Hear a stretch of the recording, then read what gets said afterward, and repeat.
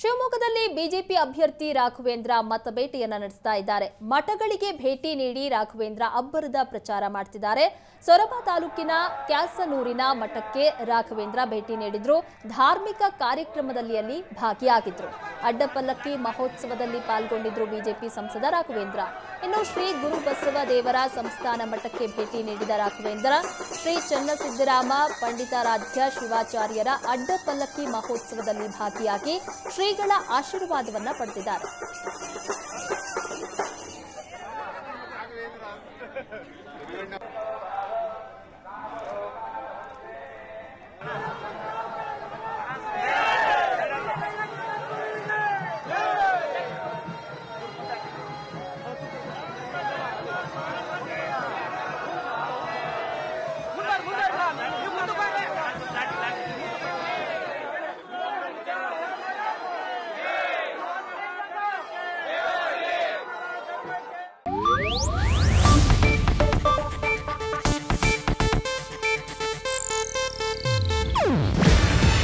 ಇದು Asianet news network ಪ್ರಸ್ತುತಿ.